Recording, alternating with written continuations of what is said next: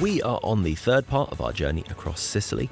We spent the last episode exploring around Syracuse, and we'll get to Catania soon. But first thing, on leaving on the train, we were actually overshooting and aiming for Taormina.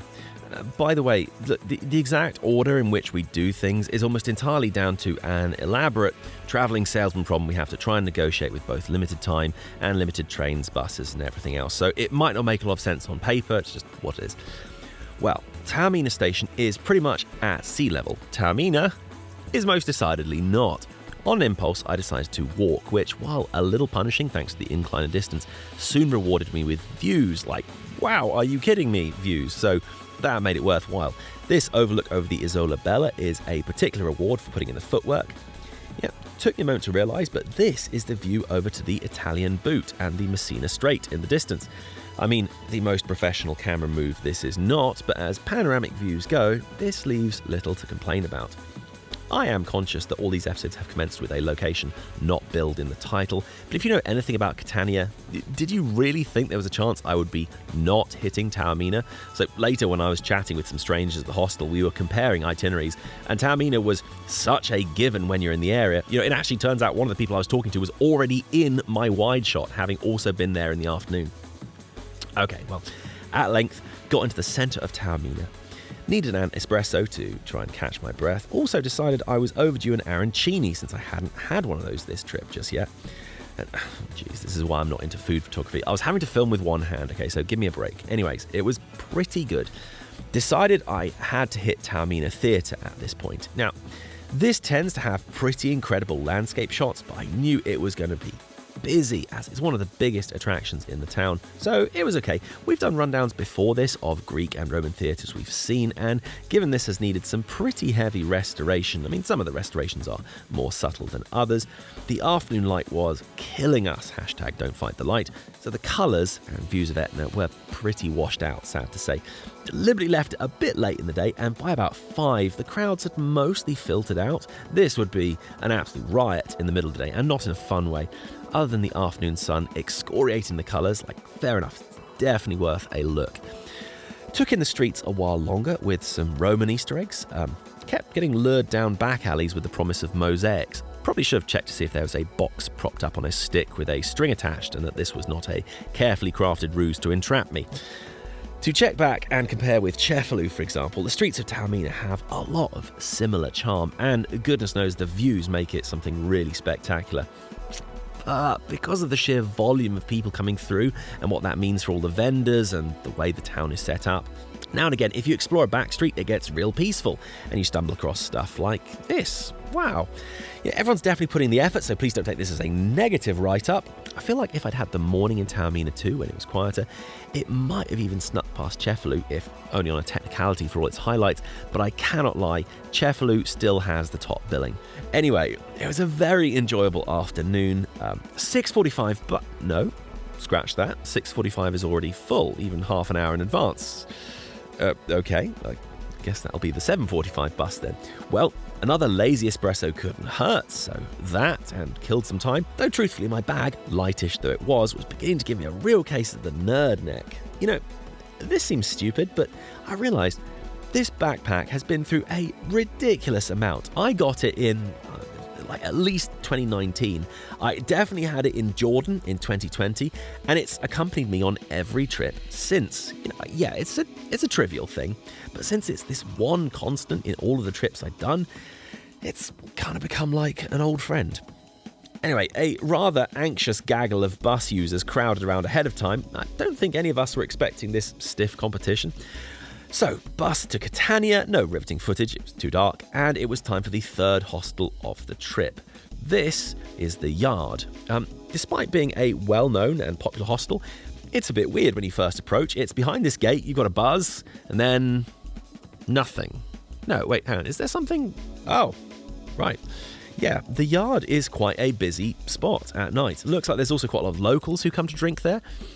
So I had a great evening of drinking and chatting with a Swiss med student, an Indian guy, a German-Peruvian doctor, and we talked on just about every topic. I, of course, committed none of this to pixels, but hostels are awesome. They're like extrovert catnip.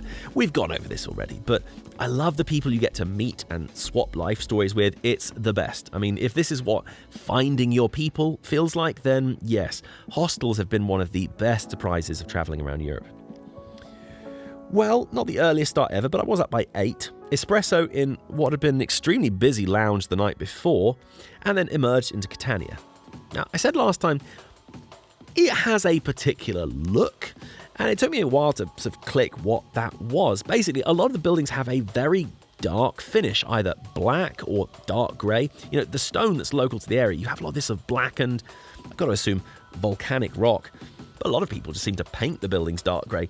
Anyway, all these unusually dark buildings do lend to a sort of Gotham City kind of vibe. You know, the grey skies are also not helping, but with a little blue just trying to come through. Now, Catania is also pretty vast. I mean, Syracuse was big, but this is something else again. And running on downwards of 6 hours sleep, thanks to there being too many interesting people to talk to the previous night, I was not at my most alert yet. I briefly saw the remains of the amphitheatre. It's a decent chunk, but you can't help but wonder what it'd be like if the roads were lifted and the rest were exposed. Well, getting the bus was not especially easy. I was fortunate I got a glimpse of it the previous day. It was absolutely rammed. Bear in mind, this is only the 1st of April. If there was a physical ticket office, it's far from obvious. You can't buy on the bus. Thankfully, the Etna Transport website with English translation just about works, so you can buy tickets there and manage to squeeze on. So snaked out of Catania, got some of the best views of Etna yet, though as is often the way, you're having to fight past the scenery. I mean, I got upwards of 20 shots that are, at best, kind of unpleasant to look at. Anyway, eventually hopped off the bus somewhat near Naxos. The buses are a little ambiguous about how far and exactly where they're prepared to go, so you have to try and hop off when you get the chance. Okay, so not to get confused, while we have done an episode on the Greek island of Naxos, which is over here, there is also a town of Naxos on Sicily. And, you know, we mentioned this last time, while we tend to think of Italy and Greece as very different states with different traditions, that was not the case in antiquity. This colony was established in around 735 BC at about the same time as Syracuse. This was by a mixture of colonists from Evia and also Naxos Island. Had a brief stop off at the beach, and the wide view of Taormina is really something. The goal here was some earlier ruins in the archaeological park, and it was pretty rewarding, though I think non-history enthusiasts might fail to see it that way, as almost all of the remains are pretty fragmentary excavations. The star of the show, funny enough, is a Cyclopean wall from the earliest occupation of the city. There's a lot more besides, and while I was at it, probably the best wide views of Etna I got. The people I spoke to at the hostel were aghast that I was here, but I hadn't put aside time to climb Etna. You know, it's definitely tempting for a revisit. It's just that I already had so much ancient and Norman stuff keyed in to catch. I didn't have you need nearly an entire day for it. Anyway, was very much enjoying nerding out amongst the various masonries of Naxos. What followed is both boring and stupid, thanks to having to head in the wrong direction to then double back. It was sort of this story of limited trains and obtuse, to the point of hostile bus services. It was time-consuming and dumb, and that's about it. I tried to drown the frustration in espresso, but well, it's a little too shallow to really drown anything in, so ended up in Catania with some time to burn, low-angle flag shot, and took this opportunity to hit a couple more Catania bits, Roman bits to be exact. As a start point, I hit the theatre. It's been inundated with pretty fetid water, as well as being encroached on by houses. I mean, what a visual metaphor for the collapse of Roman control. It's not even badly preserved. I mean, despite some restoration, this is actually pretty remarkable. It seemed to have about as much original masonry as Taormina. Just, you know, the setting does kind of make all the difference. Not sure why this one is so popular with the cats, given all the water and all. And while yes, it's nice when you can have theatres standing alone and unencroached by other buildings, that's usually because they've either been excavated or heavily restored. Across Italy, at least, a lot were encroached on by domestic structures in the Middle Ages, some to the point of being completely swapped out. Now, I've caught a couple of other things, but I felt like I needed a win today. It'd been somewhat frustrating trying to do things around Naxos, and Unwisely, or otherwise, I decided another caper was non-optional. I hopped on one of the few trains to a station just a short way, but not like a walkable distance outside of Catania. This is Canizzaro. It's such a beautiful place. I mean, I was actually kind of digging the graffiti, but it was off on foot. Had to do a brisk 30-minute walk, largely without any pavement, but it meant I got to catch... It's either Aci or Aci Castello, I'm not entirely sure. While known locally as the Norman Castle, it had likely been a Byzantine fortress before, and it's a pretty unique rock along the coast. I mean, any smaller, it would have been no use, but it's a pretty advantageous place to site a fortress. The weather was not doing it any favours. Had this been a glorious sunny day, it would have been a very different story. With a lot of these castles, the good views are the wides, and often opening times don't allow me to go inside, but in this case, while it was getting later in the afternoon, I actually could and did pay to go in. It wasn't a non-stop thrill ride from start to finish, but I did get some views and angles I couldn't have got from the perimeter. So it's nice to see, but the difficulty involved in getting there. This probably is no shock, but I don't suggest doing the Catania region by train. This is me walking by the side of the road on the way back to Canizzaro. Yeah, it kind of sucks. Probably don't do it like this. This trip was a while before I had a driving license, but even with the one I have now, I was sufficiently put off driving by our experience in Sicily last time. It's annoying because that seems to be the expectation in, well, anywhere other than the larger cities. I guess it may be less fraught driving in the countryside, maybe. Well, the sun was going down in Catania and evening at the hostel. In much the same way I'd been doing, a lot of people only crash a single night, so there was a rotation of interesting people to talk to about just about everything. Well, got out onto the street early. It was probably one of the nicest mornings we'd had yet, but yeah, this was going to be a bit of a slower day. So, quick espresso.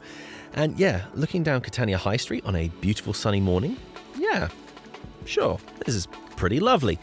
And much to my delight, a spot that had been closed most of the times I'd passed was open. This is the Achillean Baths. I had to wait while a huge tour group took up all the air, but a short wait and I had it to myself. It's a pretty good spot tucked just in front of the cathedral. Didn't spend too much time on the cathedral itself, but here it is. Now, I'd mentioned that the remnants of actual Byzantine Sicily from about 1,200 plus years ago are pretty thin on the ground. And it's always exciting when there's somewhere that's hard to get into and it actually works out. So information on openings for this was pretty patchy and scarce, and it's down this alley which, well, maybe don't go down there if you're Bruce Wayne's parents.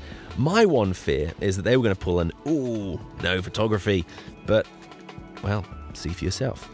And this is one of the best surviving Byzantine monuments on the island. It's the Cappella Bonagiuto, built sometime between the 5 to 800s, we're not entirely sure.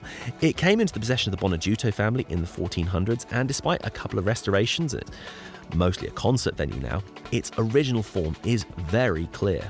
Now, the €8 in is not nothing, so the mixture of that and the unclear opening and the back of nowhere location is probably going to prevent the vast majority of people. But, well, I was chuffed to bits that against the odds actually managed to catch this one. Next, time for a dome. It was up the stairs and there we go. You're not exactly soaring above the city, but it is nice to catch things from a bit higher up. I was just pleasantly surprised at how much I was enjoying being in Catania, seeing sights. There was rain promised for 2 p.m, so be interested to see if that shows up. But yes, while it'd taken a bit of a while to appreciate it here, if you've already typed something mean-spirited about me not appreciating Catania, yeah, you know what, they've all normally clicked away after 30 seconds anyway, so they're definitely not hearing this, but here's me having a great day in Catania, and yay. And you know what? It's not Merida, but the Roman remains here are pretty impressive, you know, between the various baths and theatres and everything else. Yeah, not bad going. And for April 3rd, it was hot, but yeah, about right, you know, good sort of Goldilocks zone for the sunshine. I took a pretty wide loop of the city, catching a few more things like these Roman remains outside of this huge monastery, and just around the edge of Ursino Castle, which is pretty massive. It's managed to avoid being too encroached by the rest of the city. Then walked a bit further. I remain troubled by the emblem of Sicily. Like, what is happening there? It just gets worse. The more you gaze at it, the more it gazes back into you. Well, kept walking. It took a while to get there, but the Garibaldi Gate was well worth catching. Yeah, look at that. decent. Now, not a lot of good food or coffee options in this part of town, and goodness knows I needed a sit down. So, quick and cheap espresso, not a good blend, but whatever. Walked some more. The cloud was starting to dampen the blue skies from earlier. Still not a great choice of coffee around. Not a lot of coffee dedicated places. It's either just a default or an afterthought. Saw a bit more of the amphitheatre. There's kind of this extra chunk that's hidden down a side street. But why am I still standing up? I had scarcely stopped walking for like 6 hours. So it was time for an extended pause. Took a wild card on a quiet side street and ended up with an espresso and tiramisu. Both fine. Actually, yeah, a bit better than fine. And a craft beer as well. I was only one objective from completing my day, but could already feel the tiredness of the previous 5 ganging up on me.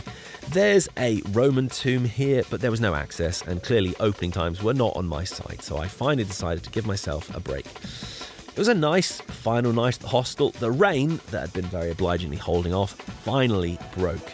And there were more great people to talk to, but all too soon, it was the next morning and out into a drizzly Catania and off to the airport. Well, this episode feels like it's ending on a bit of an anti-climax, so a few things just wrapping up on the Sicily trip then. The 6 days I'd had there had been, honestly, revelatory. With both the good and the bad, I felt energised in a way I can't recall feeling before. The sunshine was gorgeous for the end of March, though this was likely a bit of a fluke. It could just as easily have been like this. It's possible I should have been more wary of crime in Sicily. I don't know. I mentioned the omnipresent cameras. Maybe I should have been more concerned, but I wasn't out at night that much, apart from occasionally popping out the hostel for a bit, but I just never felt the need to clutch any pearls tighter. You will now and again need a bit of cash in your pocket for every so often when you bump into a bus or a site or a shop that doesn't take card. Best of luck finding an ATM that doesn't charge. Now, I've talked at length before about the phenomenon where you go to another country and feel like you've fallen head over heels in love with a local beer. But actually, it's a pretty bad lager, but you were just baking in glorious evening sun, looking out over the water and just feeling so good that when it shows up in an ice-cold glass, you genuinely did have a great time drinking it. But don't trust yourselves. If you want proof, there have been some pretty hilarious blind tests done on wine drinkers in the past. It turns out you can't trust your taste as much as you think. But with all of that said, genuinely did fall in love with Messina this trip, especially Messina Cristalli. It's a bit of a light beer, kind of not far from a Hoegaarden, which is something I have very fond memories of. Anyway, I actually do believe that this is a very good beer. It might not be to everyone's taste. I know Hoegaarden, by comparison, does divide opinions, but this did become the signature drink of the trip. We've name-dropped all the ancient Greek stuff we've been seeing around, in fact, just enough for the "there's no such thing as the ancient Greeks" to arrive in the comments any minute now. And if you combine this with the stuff we saw at Agrigento in the last trip, Sicily is overflowing with it. But travel-wise, the Greek comparison is an interesting one. We're at similar latitudes. We've got a mountainous landscape that rarely stays flat for long and then tumbles into the sea. It was interesting all the ways that, placed side by side with much of Greece, it was both the same and different. I mean, both times I've been to Sicily have been in spring, and at that time of the year, the accent colour is definitely a green. There are, of course, parts of Greece that are like that in spring as well. I guess I was more accustomed to seeing Greece as more this colour palette. So, yeah, definitely some interesting overlap. I don't feel like I'd struggle to identify between pictures of the two. I've said it over and over that everyone I encountered personally on Sicily was friendly and chill, even surprisingly so. And I think it's fair to say that the majority of the time, in the majority of the places, you are completely safe. So I guess it's just a shame that a lot of the places you go, you quite possibly don't feel like that. Mainly it's just down to the litter or crumbling buildings and a bit of vandalism. I think that's just really all it is. It's just vibes. Look, bottom line, you can see how much I've enjoyed Sicily so far and really just feel so far from done. There's loads more I want to see and not an insignificant amount I want to revisit. So don't take these videos as anything other than an extremely enthusiastic recommend. We've been talking about the Italy playlist, and it's been enjoyable topping that up. But as it stands, we've got episodes from the very top of Italy, and now 4 episodes from the very south in Sicily. But finally, we're going to fill in some of the middle. Next episode, we're in Rome. So if you've enjoyed the music in the background, that's ours. We make all the music for these episodes and you can catch it on bandcamp.com. If you want to support the channel, that's the place to do it. Otherwise, please find us on all the socials and you can check out some of the other playlists we've got going on as well. Otherwise, we'll catch you very soon.